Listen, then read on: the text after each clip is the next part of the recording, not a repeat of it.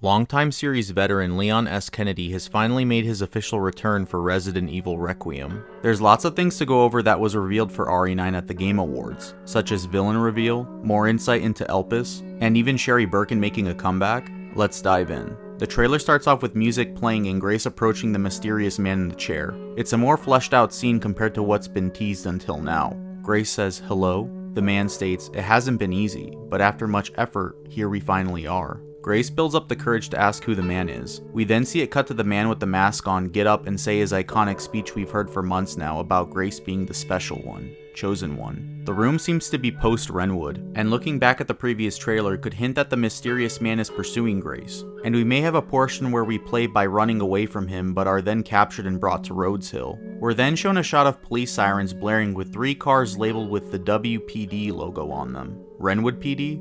Right off the bat, the woman struck us as a familiar voice. She asks if this one is like the others, meaning something to do with the recent bodies that have been turning up. The woman says it's not post-mortem validity. She then says she got a report on a missing police officer. It was here we knew it had to be Sherry Birkin making a return. She does work for the government, specifically national security. It seems that she's relaying information to Leon like how Hunnigan did. She says the missing police officer has disappeared where a 5th body was found. It then shows a shot of the cop with a couple of his teeth falling out into his palm. Could be a symptom of the virus that's being involved in this game. Only question is how and when did he get infected? And how long until symptoms like these occur? He was fine just before escorting Grace, and he's already turning. You'll understand why I brought this up in a bit. Where did his body go? Did he reanimate and walk off? It's also stated that the outbreak of the virus is spread throughout the Midwest, so probably spreading through the US more and more, and Leon is trying to investigate what's going on. It then shows a computer screen showing doctors, a human side diagram, and the Elpis file with the redacted lines that could have been found in the exclusive demo for Requiem. While this is being shown, the villain is speaking to Grace and saying, "Through you, Elpis can finally be set free." Grace aiming her gun at him, obviously showing signs of worry being told this. She's holding a small handgun that she had when she found the envelope back at Renwood. In the shot at the beginning of the trailer, Grace has no bandages on, but now she does, which is around the time that she was strung up from the demo. The room they're in now seems to be when the mysterious man was standing over the table and telling Grace, "There's so much to do." And it also had the puzzle similar to RE1 where you get the revolver. It then cuts to a shot at the crime scene. Could be the back lot of Renwood. There's a car with the license plate ND equals 9642. A cool little Easter egg to something we'll go over in a bit. Sherry then says, "The team has settled on a person of interest, someone with ties to Umbrella, Victor Gideon. The key word is settled. Could there be other people involved that they've been looking into? Victor Gideon is a new villain in the franchise, but man is he cool. I guess we'll see where his ties to Umbrella originate." It shows Leon looking through photos on his phone, similar to how Chris was in Village relaying information on Miranda. It then shows Grace running from Victor in what looks to be the Rhodes Hill Chronic Care Center. Grace is hiding and Victor screams out for her. Could this be another playable portion where we have to run from Victor but then get captured and strung up like in the demo getting blood extracted? Cause Grace did say, "What did he do to me?" when she gets free from her restraints. Sherry then says, Victor purchased a building when Umbrella went under, meaning the Chronic Care Center. Going off of the lore, he must have purchased it around at least 2003, which was the year Chris and Jill took down Umbrella. How could this building go unnoticed? Did the US government allow him to use it for further research, since they were also involved with Umbrella's allowment of producing bioweapons for their benefit? Rhodes Hill is in the Arklay Mountains, and Victor could have had tunnels connecting to the other lab facilities going into the Spencer Mansion or even under the labs in Raccoon City. Sherry says she'll send the address. A car is then pulling up to the care center, the one we've seen before.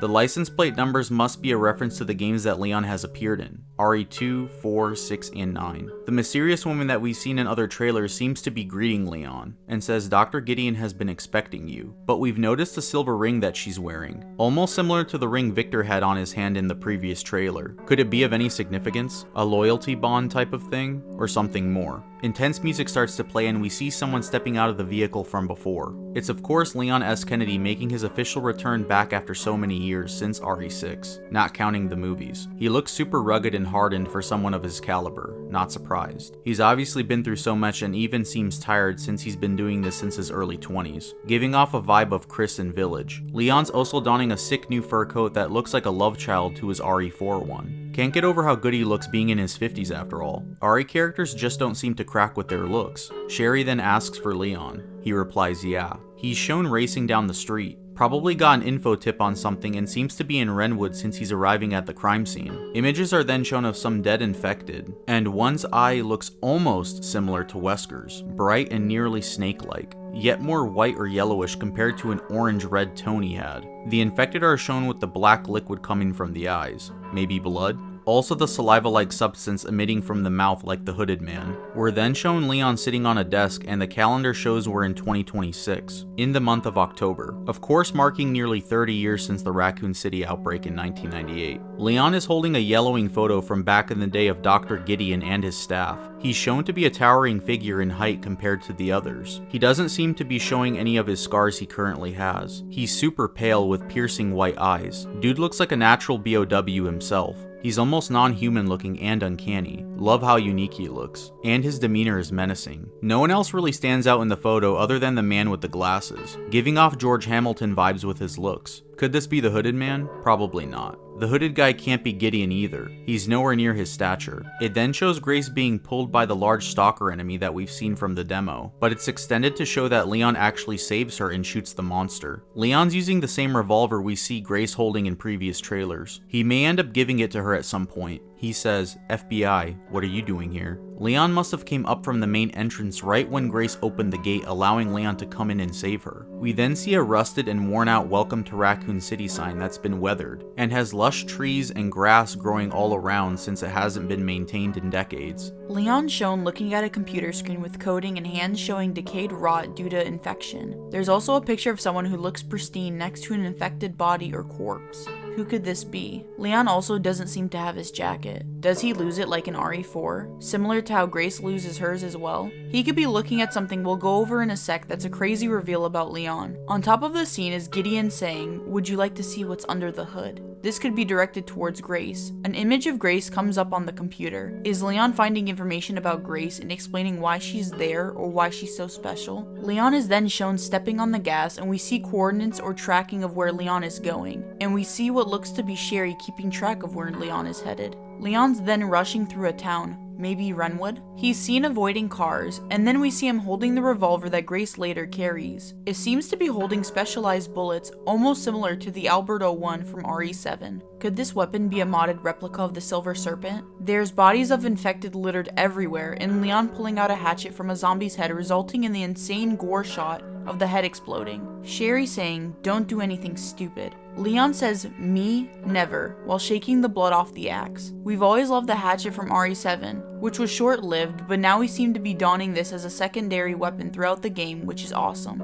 We see a long shot of Raccoon City, and a sick shot of Leon from behind with bodies around him showcasing the Resident Evil Requiem logo. We then see an infected scientist muttering what seems to be "calm down" as he charges up a chainsaw. He's also wearing a ring similar to the woman from earlier. Leon then says, "Didn't need a second opinion," but we notice something on his neck. He seems to have gotten infected somehow. Could it have been during the scuffle with his fight in the streets with the other zombies? When he is told to not do anything stupid, he gets bitten, but holds it off from telling Sherry right away. How fast could the infection spread? Does it depend on how it happens? Because the cop from earlier turns pretty fast. Does Leon somehow find a way to suppress the virus similar to how he did with Las Plagas? Though that's more of a parasite than a bite wound. Could this be airborne or infection through blood exposure? Now we go into some amazing gameplay clips. Leon's awesome stance holding a handgun reminds us of RE 3.5 and RE4 Leon. The zombie swinging the chainsaw with one hand. Then we see some more infected doctors with the inclusion of patients as well.